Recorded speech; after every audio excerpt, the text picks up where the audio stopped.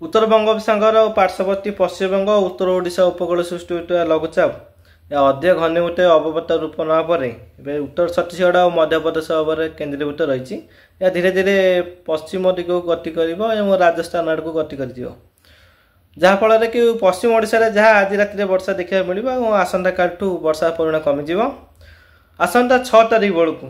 उत्तर बंगोपसागर पार्श्ववर्ती पश्चिमबंग एवं उत्तर ओडिशा उपकूल एक घूर्णिबल सृष्टि होवार संभावना रही संभावना सत भी हम एवं निश्चित भाव में घूर्णिबल सृष्टि हम लघुचाप रूप नहीं पारे जदि एमती हुए ताले लघुचाप रूप निए ताले निश्चित भाव में 6 ରୁ 9 पर्यंत राज्य में वर्षा लगी रहिबो जो मौसुमी वायु एवं ट्रप लाइन एबे मध्यप्रदेश पर रही से दुर्बल हो 6 तारिख पर पुणी से घूर्णिबल को लगी सक्रिय रही मौसुमी वायु और ट्रप लाइन तो सक्रिय रुणी ओडिशा और उत्तर ओडिशा सहित पश्चिम ओडिशा वर्षा लगी रही 6 ରୁ 9 पर्यंत भल वर्षा देखा मिले ओडिशा उत्तर ओडिशा पश्चिम ओडिशा तापर नेक्स्ट सिस्टम जब कह 12-13 आड़ को गोटे घूर्णिबल बिहार उपर तो तार प्रभाव उत्तर ओडिशा किसी मात्रा देखा दुर्बल घूर्णिबल रुए तो न हो पारे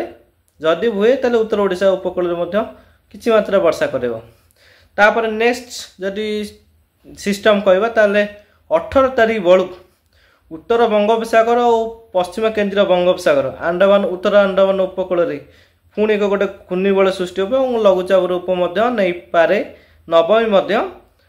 यह अधिक घनीभूत हम जेहेतु बहुत दूर रही ओडिशा टू निश्चित भाव में यह अवपात कि गभीर अवपात नहीं पारे जदि एमती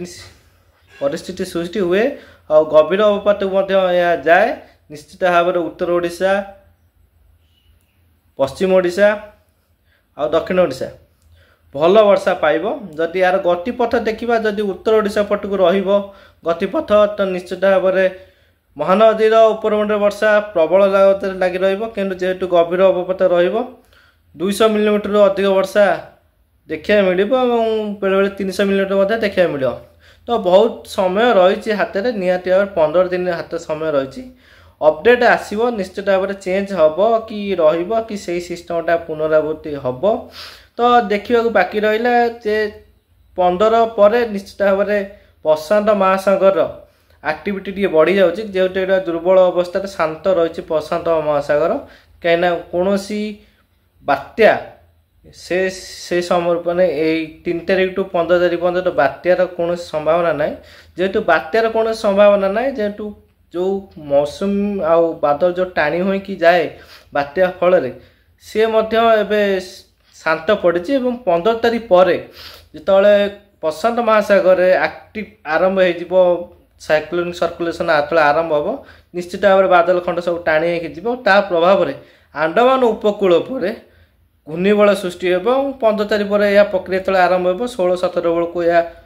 लघुचाप रूप नहीं सारी उत्तर अंडमान और पार्श्ववर्ती उत्तर पश्चिम बंगोपसागर और उत्तर बंगोपसागर जार फल ओडिशा उपर गोटे बड़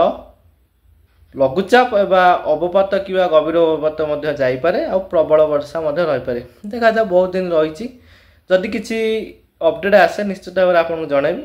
देखुता रखुता नजर नेक्स्ट अपडेट को।